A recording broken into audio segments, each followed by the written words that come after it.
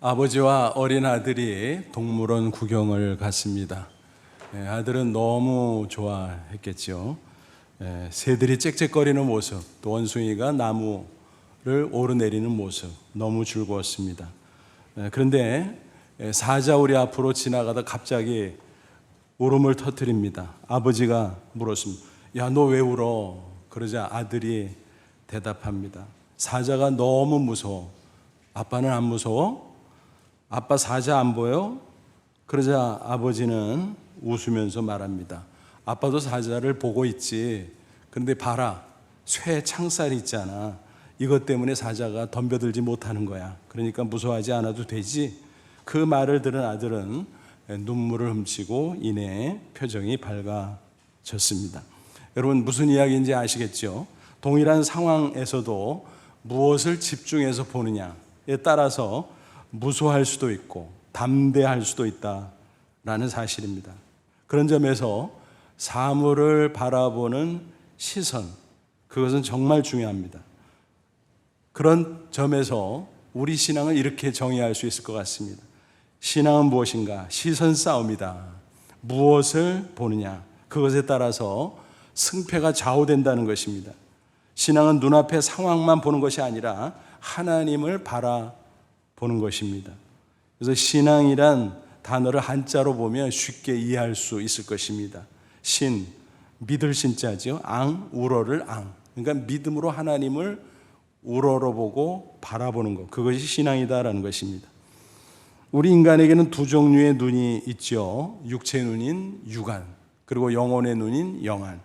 육안은 어떻습니까? 물리적 세계만 볼 수 있죠.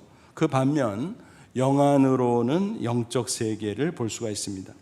영적 세계에는 어떤 존재들이 있나요? 하나님이 계시고 또 천사들이 있고 또 타락한 마귀 사탄과 악한 영, 귀신들이 존재합니다.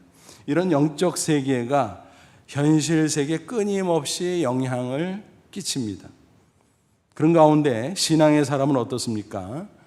육안을 통해서 물리적인 상황도 보지만 거기에 영향을 끼치는 영적 세계도 파악하면서 살아가게 됩니다. 그러니까 온전한 신앙이 있으면 육안뿐만이 아니라 영안을 통해서 하나님의 살아계신 역사를 파악할 수 있다는 것입니다. 당연히 경험할 수도 있죠. 그렇게 되면 나는 비록 연약하지만 전능하신 하나님의 능력을 힘입고 당당히 승리할 수 있다는 사실입니다. 이게 바로 성도의 승리 비결인 줄로 믿습니다. 본문은 여러분 잘 아시는 내용이죠. 이스라엘 백성이 출애굽한 이후 광야를 통과하고 있었습니다.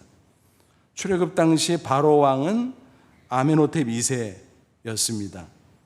그때 애굽에 10가지 재앙이 내려졌잖아요. 무시무시한 거죠. 그때마다 그는 항복하다가 변심하고 계속 반복했습니다. 그러다가 마지막 결정타 10번째 재앙, 뭔가요? 장자 죽음의 재앙을 당했습니다. 그때 꼼짝없이 항복하고 출애굽을 허락하게 되죠. 집집마다 장자가 죽어나갔어요. 특별히 자기의 장자인 왕세자조차 죽는 바람에 정신이 하나도 없었습니다. 그래서 항복할 수밖에 없었던 거죠. 근데 막상 이스라엘 백성들이 나가고 나서 정신을 차리고 보니까 큰일 났다 싶었습니다. 왜 그랬을까요? 이스라엘 장정만 몇 명이라고요? 60만. 그죠? 그 노동력을 한번 상상해 보십시오. 어마어마하죠.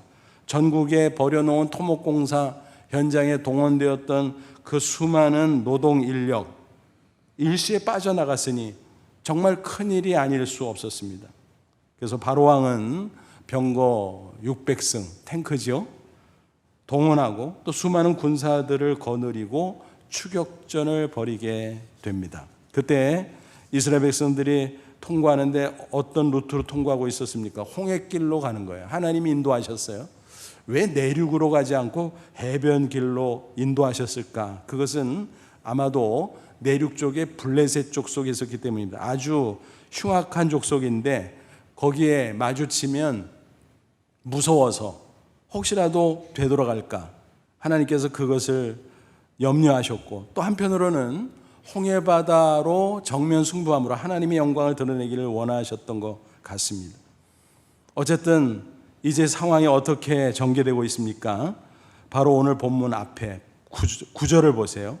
애굽 사람들과 바로의 말들, 병거들과 그 마병과 그 군대가 그들의 뒤를 따라 바알스본 맞은편 비아히롯 곁 해변 그들이 장막친데 미치니라. 해변이라는 말이 나오죠. 그러니까 뭐예요?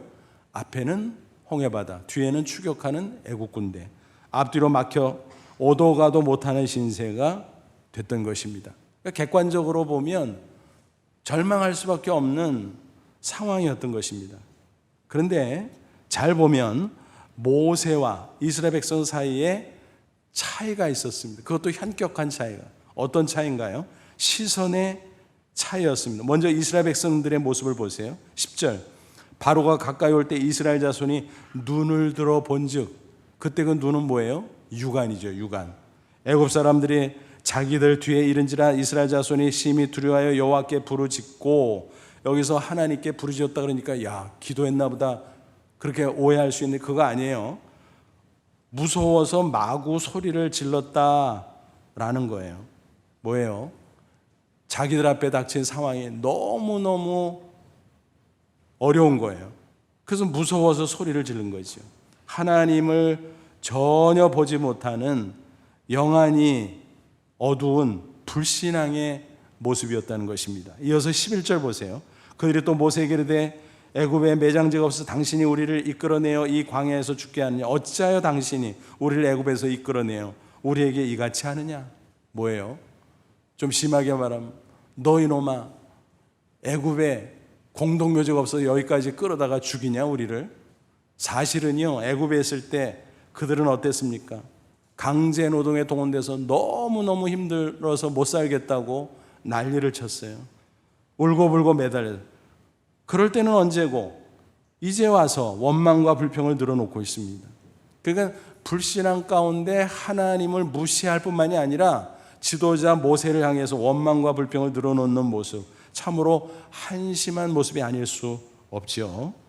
하나님은 출애굽을 이끄셨습니다. 뿐만이 아니라 광야를 통과하는 이스라엘과 늘 함께 해주셔서 지금도 함께하고 있습니다. 연약한 그들의 눈높이에 맞춰서 가시적으로 하나님의 임재를 보여주었습니다. 어떻게 해요? 모세의 손에는 하나님의 지팡이를 들려줬어요. 봐라, 내가 너희들과 함께하지. 모세야, 내가 너와 함께하지. 또 백성들의 대열에는 구름 기둥, 불 기둥을 보여주셨어요. 앞장서 인도했어요. 출애굽기 13장 21절, 22절에 이렇게 묘사하고 있어요. 여호와께서 그들 앞에서 가시며 낮에는 구름 기둥으로 그들의 길을 인도하시고 밤에는 불 기둥을 그들에게 비추사 낮이나 밤이나 진행하게 하시니 낮에는 구름 기둥, 밤에는 불 기둥이 백성 앞에서 떠나지 아니하니라. 그러니까 하나님은 계속 함께 해 오셨고 지금도 여전히 함께 계신다라는 것입니다. 그럼에도 하나님을 보지 못한 채 원망과 불평을 늘어놓고 있는 백성들. 그런 와중에 다행히 모세는 달랐죠. 어떻게 해요? 눈앞의 상황을 똑같이 보고 있었죠. 모세도 육안을 가지고 있었기 때문에. 하지만 그는 영안을 열어서 하나님을 바라보았습니다. 물리적으로 보면 앞에는 홍해바다, 뒤에는 애국군대, 오도 가도 못하는 신세, 똑같아요. 그러나 하나님을 바라보니까 용기를 낼 수 있었습니다. 그래서 이렇게 외칩니다. 13절 14절 보시면 너희는 두려워하지 말고 가만히 서서 여호와께서 오늘 너희를 위하여 행하시는 구원을 보라. 너희가 오늘 본 애굽 사람을 영원히 다시 보지 아니하리라. 여호와께서 너희를 위하여 싸우시리니 너희는 가만히 있을지니라. 무슨 얘기예요? 좀 떠들지 말고 울지 말고 좀 진정 좀 해봐. 하나님이 계시잖아. 하나님을 바라보고 하나님이 어떻게 하시나 봐. 우리를 반드시 어려운 가운데서 건져줄 거야.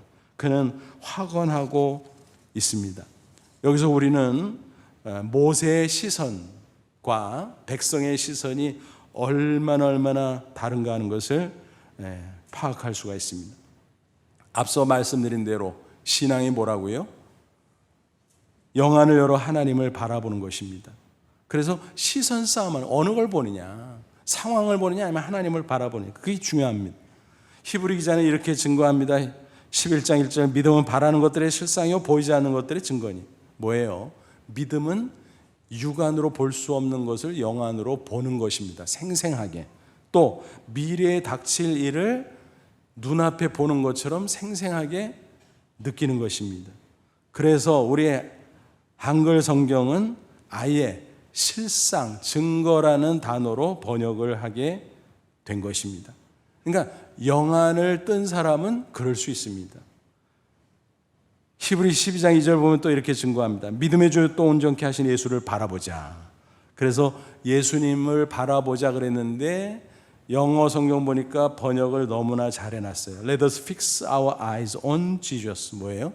예수님께 우리의 눈을 고정시키자, 집중하자라는 거예요. 여기서 눈은 어떤 눈일까요? 육안이 아니라 영안이죠. 예수는 어떤 분입니까? 그는 그 앞에 있는 기쁨을 위하여 십자가를 참으사 부끄러움을 개의치 아니하시더니 하나님 보좌 우편에 앉으셨느니. 뭡니까? 우리의 모든 죄를 대신해서 십자가에 못 박혀 죽으셨다가 부활하시고 승천하시고 지금 하나님 보좌 우편에서 우리를 내려다보고 있습니다. 영안을 떠서 그분을 바라보고 시선을 집중하라는 것입니다. 그거야말로 성도의 승리의 비결인 것입니다. 그러니까 이런 거지요. 눈앞의 상황이 엄중하고 무섭지만 전능하신 하나님을 바라보니까 아무것도 아니구나, 그런 겁니다. 무서워할 이유가 전혀 없습니다. 모세가 동일한 상황에서 백성들과 달리 두려워하지 않냐고 당당할 수 있었던 비결, 그 하나 외에 뭐가 있겠습니까? 영안을 열어 하나님께 시선 집중, 바로 그겁니다. 성경은 우리 성도들의 승리를 위해서 누누이 강조하고 있습니다. 현실을 보지 말고 하나님을 보라. 문제나 상황을 보지 말고 그보다 크신 하나님을 바라보라. 문제나 상황의 시선을 절대로 빼앗기지 말라. 오직 믿음의 시선 하나님께 향하라, 집중하라. 그렇게 누누이 말씀하고 있습니다. 시편 기자는 특별히 이렇게 노래했어요. 121편 1절 2절 내가 산을 향하여 눈을 들리라. 나의 도움이 어디서 올까? 나의 도움은 천지를 지으신 여호와에게서로다. 무슨 말이에요? 여기서 산을 향해 눈을 든다는 것은 영안을 열어 하나님을 바라본다 라는 것을 표현한 것입니다. 어떤 하나님이라고요? 천지를 창조하신 전능하신 하나님을 바라봄으로 도움을 받는다. 그런 아름다운 신앙 고백인 것입니다. 이사야 선지자도 절망 가운데 처했던 이스라엘 백성을 향해서 이렇게 외쳤어요.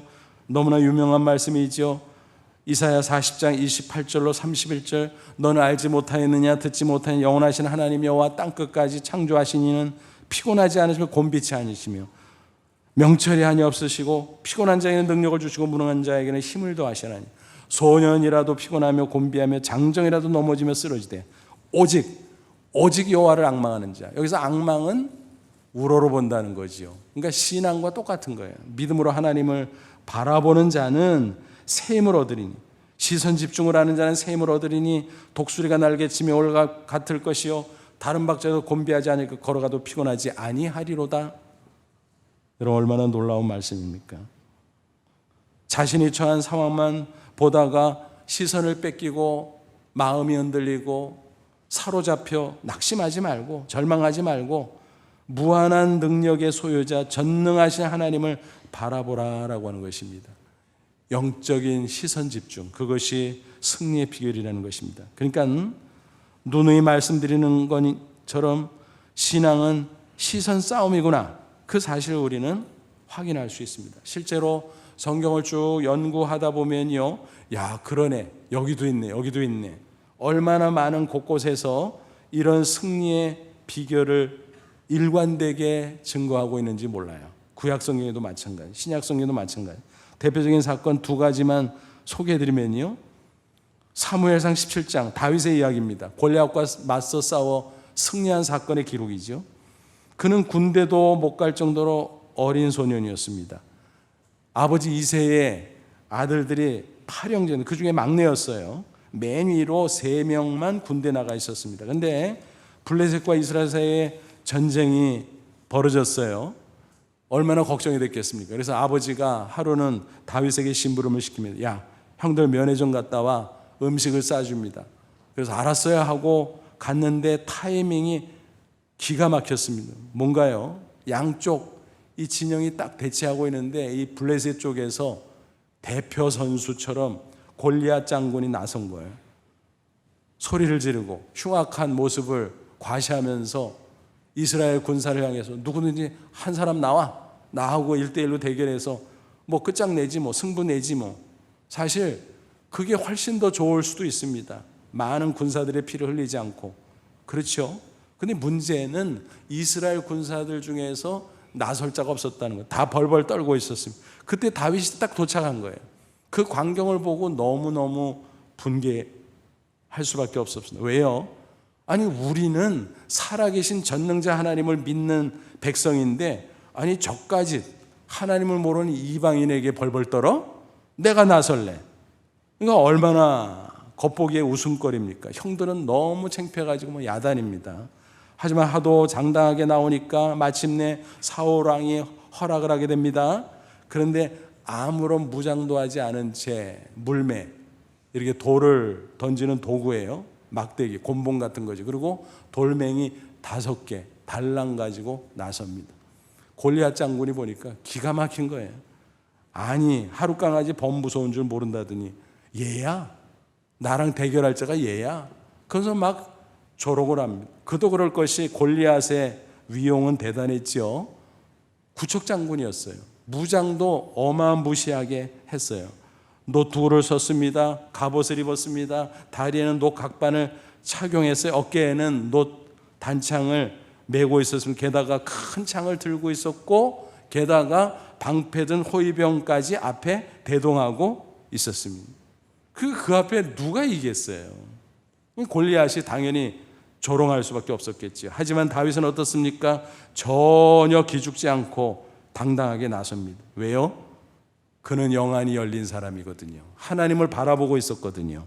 그러니까 하나님 앞에서 골리앗은 아무것도 아니야. 무수할 게 아니죠. 그의 당당한 외침을 보십시오. 사무엘상 17장 45절 다윗이 블레셋 사람이 이르되 너는 칼과 창과 단창으로 내게 나오거니와 나는 만군의 여호와의 이름 곧 내가 모욕하는 이스라엘 군대 하나님의 이름으로 내게 나가노라. 야, 나는 하나님이 함께하는 사람이야. 우리 하나님은 만군의 여호와야. 전능하신 분이야. 알아? 까불지 마. 당당하게 말하더니 돌멩이 하나를 슉 던졌는데 날아가서 얼마나 세게 맞았는지 골리앗의 이마에 정통 맞아서 푹 들어갔어요. 박혔어요. 기가 막히죠. 거인이라도 별 수 없어서 꽈당 넘어지죠. 쫓아가서 자기는 무기가 없으니까 골리앗의 칼집에서 칼을 빼서 단번에 해치우고 맙니다. 승리였습니다. 애송이었지만 전능하신 하나님을 바라보는 신앙으로 거인을 꺾고 당당히 승리할 수 있었다는 이야기입니다. 그러니까 뭔가요? 이스라엘 백성들은 진작에 시선 싸움에서 졌어요. 그래서 벌벌 떨고 있었죠. 골리앗 착각 속에 시선 싸움에서 졌어요. 왜? 다윗과 함께 하신 전능자 하나님을 못 봤거든요. 반면에 다윗은 시선 싸움에서 이겼습니다. 눈앞에 골리앗의 위용을 보기는 봤지만 겁낼 게 없어. 왜? 전능하신 하나님이 함께 하시니까. 그래서 그는 당당히 나가서 싸워 승리할 수 있었다라는 것입니다. 마태복음 14장 보면 베드로 이야기가 나오죠. 바다 위를 걷다가 놀라운 이적이었죠. 그런데 금세 물에 빠져 죽을 뻔했던 사건, 그 기록입니다. 제자들이 한 번은 예수님과 따로 떨어져 갈릴리 바다를 항해하고 있었어요. 밤이 됐습니다. 컴컴한 어둠 가운데 예수님이 이제 제자들과 합류하려고 다가오시는데 바닷물 위로 저벅저벅 걸어오시는 거예요. 깜짝 놀랐겠죠. 유령이다. 예수님께서 야, 유령은 무슨 유령? 나야 나. 그 예수님을 알아본 제자들이 너무 신기한 거예요. 와, 신기하다. 신기하다. 그때 적극적인 베드로가 뭐라 그래요? 예수님, 그거 되게 신기하네요. 나도 한번 해보면 안 돼요? 그래, 해봐. 그는 예수님을 바라보면서 배에서 바다로 나갑니다. 근데 신기하게 그 위로 걸어지는 거예요. 야, 신기하다. 근데 바람이 휙 불어옵니다. 그 순간 시선을 놓쳤어요.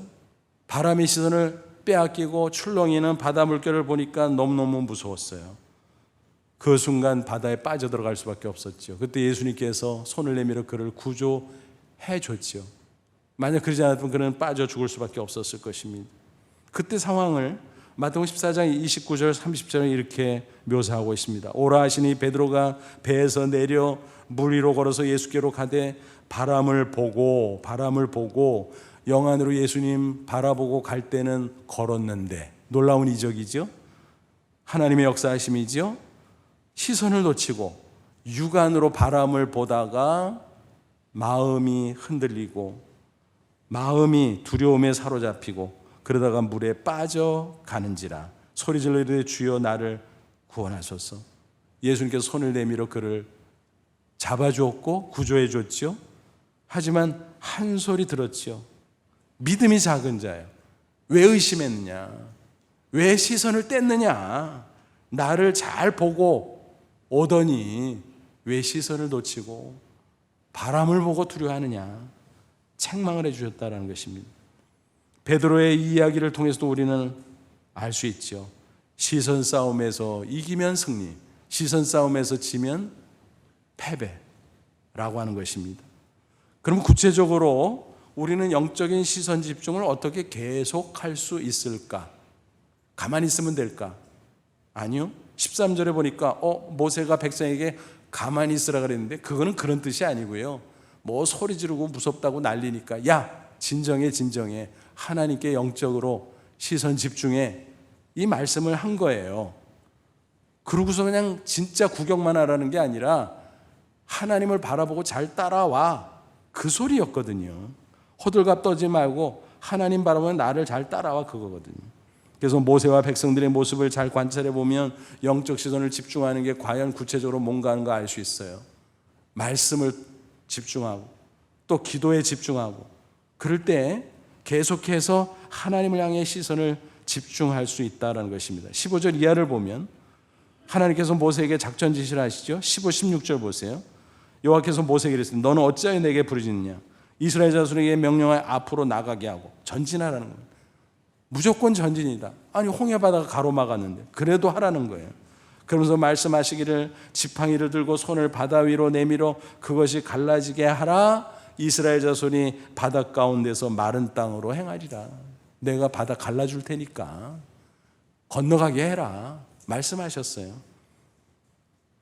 어떻게 됩니까? 모세가 정말 순종하지요. 백성들도 이제는 순순히 따르고 순종합니다.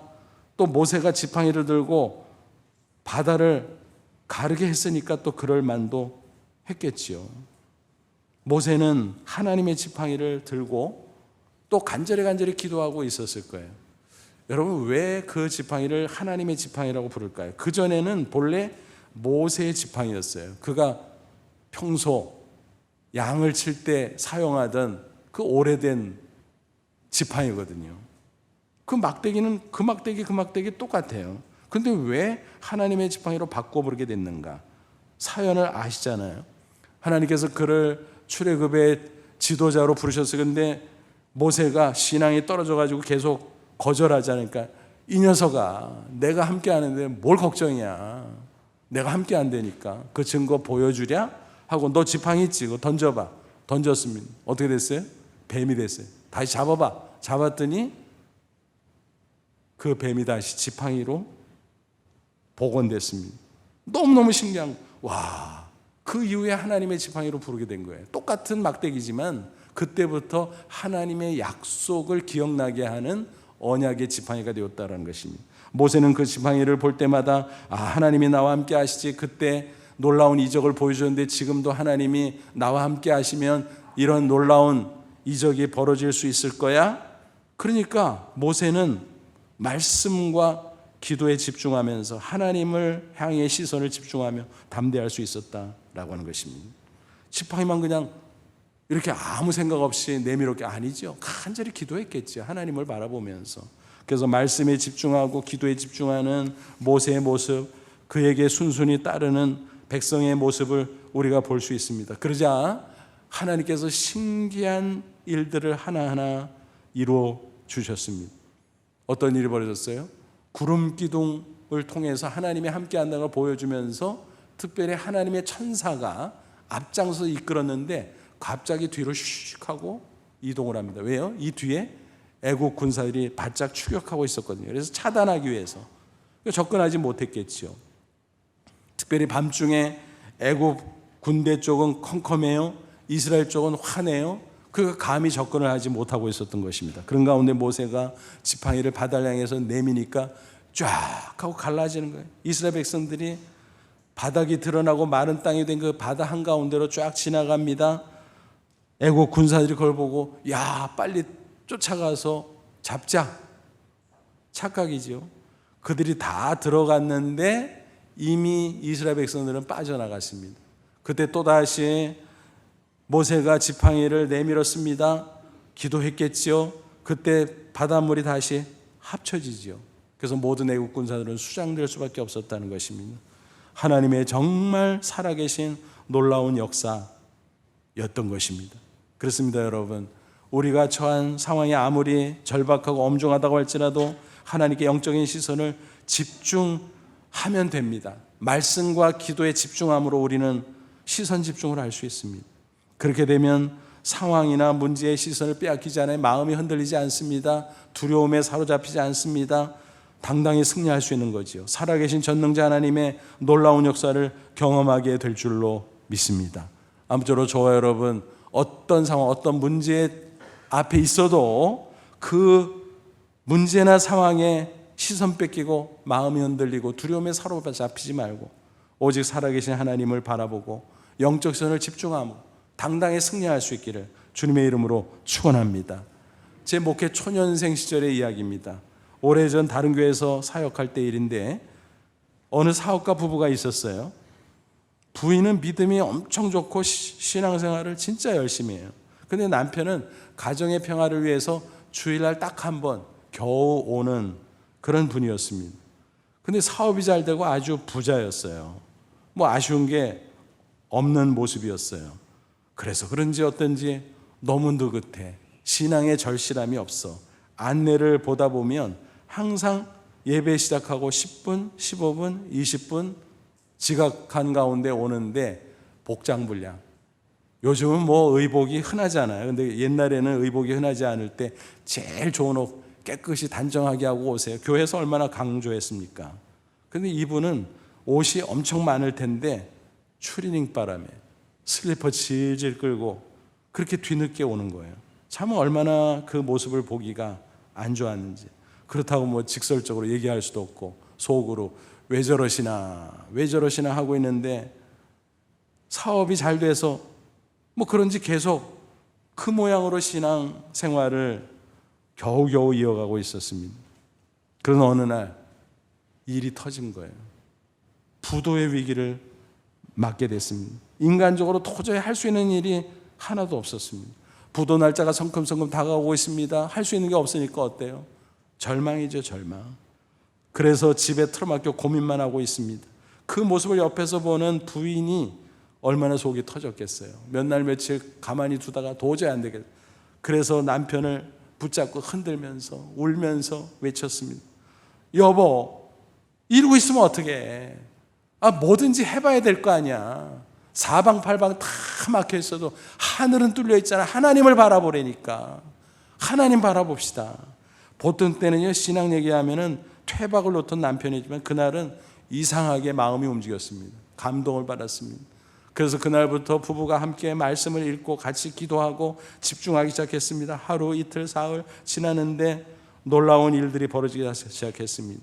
건성으로 신앙생활하던 그분의 마음속에 성령의 감동이 있었습니다. 분명히 어려운 위기 상황인데 마음이 평안해지는 거예요. 또 용기가 생기는 거예요. 그런 가운데 부도 직전 놀라운 일이 정말 벌어졌습니다. 생각지도 않은 사람들이 소문을 듣고 찾아와서 도와주겠다는 거예요. 사업 다시 일으키라는 거예요. 그래서 부도를 거뜬히 막을 수 있었다는 것입니다. 그 후에 사업이 얼마나 번창했는지 그것을 지켜보면서 감사했습니다. 그런데 더 감사한 것은 그 후에 그분의 모습이 달라졌어요. 예배 시간 딱 지켜서 성경 딱 끼고 어떤 복장? 정장 차려입고 구두 신고 슬리퍼가 아니에요. 그 모습을 보면서 너무너무 반갑고 감사했습니다. 자칫 위기 상황에 시선을 뺏기고 주저앉을 수밖에 없었지만 그는 바로 그 상황에서 아내의 권고를 따라 눈을 들어 하나님을 바라봤을 때 시선 싸움에서 이길 수 있었고 결국 하나님의 살아계신 역사를 체험함으로 당당히 재기할 수 있었다는 사실입니다. 여러분, 시선 싸움은 이렇게 중요한 거예요. 성경 외에도 또 역사 속에 위대한 하나님의 사람들 한결같이 시선 싸움에 이겼다는 사실을 우리가 확인할 수 있습니다. 대표적인 예를 들어보면 미국의 부흥 전도자 무디의 일화입니다. 그는 영국과 미국 오가면서 순회하면서 복음을 전파했어요. 근데 주로 시카고를 배경으로 사역을 많이 감당했습니다. 그러던 시절 1871년 시카고 대화재가 발생합니다. 어느 주일 저녁이었는데 예배를 거의 마치는데 난리가 난 거예요. 사방에서 막 불길이 번지고 막. 그래서 어마어마한 면적의 모든 건물들이 화재로 말미암아 다 타버리고 무너지고 엉망이 됐습니다. 지금 시카고에 가면 건축의 도시라는 이름처럼 뭐 어마어마한 건물들이 얼마나 많습니까? 멋있고 튼튼하고. 그때 다 밀고 새로 지은 것들 때문에 그런 모습을 갖추게 되었다는 것입니다. 어쨌든 그 당시는 처참했지요. 무디 섬기는 교회당 전소, 자택도 전소, 엉망이 되고 말았습니다. 절망 상황이죠. 그때 한 신문기자가 그에게 와서 은근히 빈정거리는 투로 물었습니다. 교회가 이렇게 됐다는 거지요. 복음전도자가 이렇게 됐다는 거죠. 무디 선생 몽땅 타버렸네. 이제 어쩌지요? 그래서 무디는 이렇게 되받으셨습니다. 기자 양반 걱정 마시오. 나와 함께 하신 하나님은 타지 않았으니까. 우리는 오래전부터 꿈이 있었습니다. 더 아름답고 더 큰 교회당을 건축해서 하나님께 봉헌하고 싶었소. 이번 화재 때문에 아마 그 꿈을 이룰 수 있을 것 같소. 정말 놀라운 일이 벌어졌습니다. 영국에서 초청을 받아서 갔습니다. 집회를 인도합니다. 근데 얼마나 성령 역사가 놀랍게 나타나는지 막 집회가 이어지고 곳곳에서 불러서 순회 사역을 하다 보니까 곳곳에서 은혜 받은 성도들이 무디의 사연을 듣고 너도 나도 앞장서서 헌금을 모아서 주었습니다. 그것을 가지고 돌아가서 더 크고 더 아름다운 교회당을 거뜬히 건축할 수 있었다는 이야기입니다. 무디가 시선 싸움에서 졌다면 그런 일은 벌어지지 않았을 것입니다. 어제가 6.25 전쟁 72주년 기념일이었잖아요. 요즘 여러분도 그런 생각하는지 모르겠습니다만 저는 우크라이나 전쟁을 보면서 하나님 은혜가 너무 감사해요. 그 나라를 보면 안쓰럽지만 우리 모습을 다시 이렇게 회고하면 정말 감사하다. 무슨 말씀인가 하면 우크라이나를 여러 나라에서 도와주잖아요. 근데 직접 파병하는 나라는 거의 없잖아요. 물자 지원만 하지. 우리나라만 해도 물자 지원만 하잖아요. 정부에서도 각계 또 교계에서도. 근데 군사 지원은 이런저런 국제적인 그 역학관계 사정으로 자제하고 있잖아요. 뭐 그럴 수밖에 없죠. 근데 6.25로 거슬러 올라가면 그 당시에 우리나라의 16개국이 전투병을 직접 파병을 했습니다. 기적 같은 일이죠. 60개국이 넘는 나라들이 의무 지원, 물자 지원을 했어요. 아무리 생각해도 하나님의 놀라운 섭리, 하나님의 개입이 없었다면 이루어질 수 없는 기적이었을 거예요. 만약 그 일이 없었다면 우리는 어떻게 됐을까요? 지금 이 자리에 없을지도 모릅니다. 그렇기 때문에 정말 하나님을 빼놓고 6.25를 이야기할 수 없어요. 얽힌 일화들 가운데 신앙의 사람들에서 이루어진 놀라운 이야기들이 얼마나 많은지 모릅니다. 그 중에 하나가 흥남철수지요.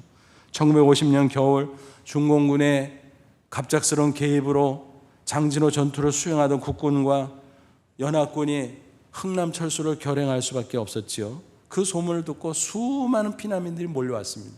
특별히 교회마다 그 소문이 퍼져서 많은 기독교인들이 몰려왔다고 합니다. 그때 뭐 기록에 따라 다르지만 20여만 명이 몰려왔다 그래요. 그런데 그때 철수 수송선에 타고 구원받은 사람들은 10만 명. 그러니까 우리는 이쪽을 강조하지만 사실은 이면에는 그런 슬픈 역사가 있었습니다. 어쨌든 그런 가운데 구원받은 사람들 얼마나 다행스럽습니까? 그 중에 기독교인들이 상당수 있었고 그분들이 내려와서 남한에서 교회 짓고 신앙생활하고 그 후손들이 지금 얼마나 많이 퍼지고 번성했을까. 우리가 다 찾아볼 수는 없지만 아마 우리 상상 이상 어마어마하게 번성했을 것입니다. 근데 그때 상황을 보면 이건 있을 수 없는 기적 같은 일이었어요. 20만 명, 물론 그 중에 절반밖에 태워올 수 없었지만 함선 132척이 동원, 계산해 보세요. 가능한 얘기인가? 그런데 그 중에서 가장 기적 중에 기적인 것은 마지막으로 출발한 선박의 이야기입니다. 그 배의 이름은 뭐죠? 메로디스 빅토리호. 그것은 원래 화물선이었다 그래요. 그래서 수십 명의 승무원, 선장은 레너드 라루, 그러니까 화물 싣고 떠나라 그랬어요. 근데 피난민들이 너무너무 많이 남아있는 거예요. 그런 가운데 그 현봉학, 나중에 이제 의학 박사가 되었죠. 그래서 현봉학 박사라고 우리가 흔히 부르는데, 그분 또 미군 대령 뭐 이런 분들의 설득도 있었지만은 결국 흥남 철수 작전이 개시됐고 마지막으로 이 레너드 라루 선장이 결단하고 자기 배에 피난민들을 가득 태우고자 했습니다. 그래서 화물을 다 빼고, 근데 아무리 계산해봐도 맥시멈이 2,000명이야. 근데 나중에 보니까 14,000명. 그래서 크리스마스 이브날 출발해서 그 차가운 거친 바다를 항해하고 거제도에 크리스마스 날 도착을 하게 됩니다. 그래서 사람들은 크리스마스 기적이라고 부릅니다. 그도 그럴 것이 그 항해 중에 위험했지만 그 많은 사람이 탔음에도 한 사람의 희생자도 없었다 그래요. 게다가 그 짧은 항해 기간 중에 신생아가 태어났어요. 5명. 그래서 미군들이 뭐 심지어는 탯줄을 이빨로 끊어버렸다는 그런 이야기도 있어요. 그리고 이름을 붙여서 구별을 해야 되는데 뭐 한국 이름도 잘 모르겠고 그러니까 편리하게 그냥 김치1, 김치2 해서 김치5까지 나갔다 그래요. 김치5는 지금 70대가 됐겠죠. 수의사신데 흥남 철수 기념사업 앞장서고 있다는 그런 보도를 본 적도 있습니다. 여러분, 엄청난 기적인 것을 우리가 얼른 알 수 있잖아요. 라루 선장은 그때를 회고하면서 이런 간증을 남겼습니다. 나는 때때로 그때 항해를 회고합니다. 아무리 생각해도 있을 수 없는 기적이었습니다. 그 작은 배, 그 많은 사람을 어떻게 태우고 항해에 성공했을까? 정말 놀라운 일입니다. 그런데 그때 차가운 거친 바다를 항해하고 있었지만 우리 하나님의 손길이 우리 배의 키를 꼭 잡고 계셨다는 확신이 들었습니다. 여러분, 무슨 얘기입니까? 현봉학 박사, 라루 선장, 그 밖에도 군인들 가운데 많은 하나님의 사람들이 그 절망의 상황, 자기들이 임무를 수행하려면 그 피난민들을 싣고 못 가요. 하지만 하나님을 바라보는 영적 시선이 있었기 때문에 그들은 결단한 것입니다. 피난민들 살리자. 사람이 중요하지. 태워라. 위험하지만 태웠는데 기적같이 한 사람의 희생자도 없이, 물론 부둣가에서 많은 우여곡절이 있었지만 그런 놀라운 일이 있을 수 있었다는 것입니다. 시선 싸움에서 이긴 승리 역사입니다. 하나님의 살아계신 역사였습니다. 여러분, 이제 말씀을 마무리하고자 합니다. 신앙생활은 뭐라고요? 시선 싸움이에요. 우리가 험한 세상을 살아갈 때 시시때때로 직면하는 문제들이 있잖아요. 상황들이 있잖아요. 거기에 시선을 뺏기면 마음이 흔들려요. 두려움과 염려에 사로잡힐 수밖에, 그러면 당연히 패배할 수밖에 없는 거지요. 그러나 영안을 여러 문제보다 상황보다 크신 하나님에게 시선을 집중하면 우리는 담대해질 수 있습니다. 용기를 얻을 수 있습니다. 그리고 승리할 수 있습니다.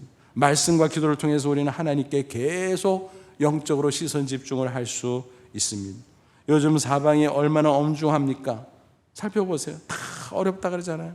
코로나 사태다, 우크라이나, 러시아 전쟁까지 계속 장기화되다 보니까 전 세계가 고통을 당하고 있어요. 국제유가 올라가죠. 금리 올라가죠. 또 물가 급등하죠. 월급만 안 올라가. 곳곳에서 비명소리가 들려요. 우리 한국은 양반이야. 유럽 같은 데는 뭐 임금 올려달라고 데모하고 난리잖아요.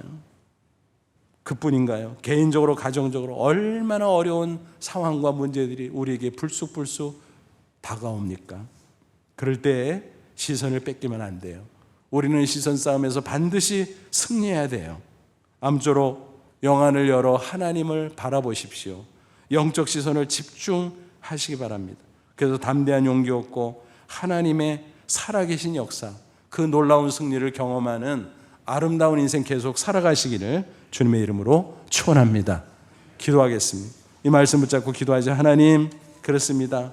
시선 싸움에서 승리하기를 원합니다. 우리의 영안을 열어 주옵소서. 하나님을 바라보게 하옵소서. 상황이 문제가 아무리 엄중해도 더 크신 하나님을 바라보고 당당히 승리하게 하옵소서. 우리 다 같이 간절한 마음으로 기도합니다. 하나님 아버지 은혜를 진심으로 감사합니다. 오늘도 말씀을 통해서 권고해 주심을 감사합니다. 시선 싸움에서 승리하는 저희들로 삼아 주옵소서. 영안을 열어 주옵소서. 눈을 들어 주를 바라보게 하옵소서. 집중하게 하옵소서. 말씀과 기도로 집중하게 하옵소서. 그래서 용기 백배하시고 하나님의 살아계신 역사 체험하고 승리하는 저희들 다 될 수 있도록 인도해 주시옵소서. 예수님의 이름으로 기도하옵나이다. 아멘.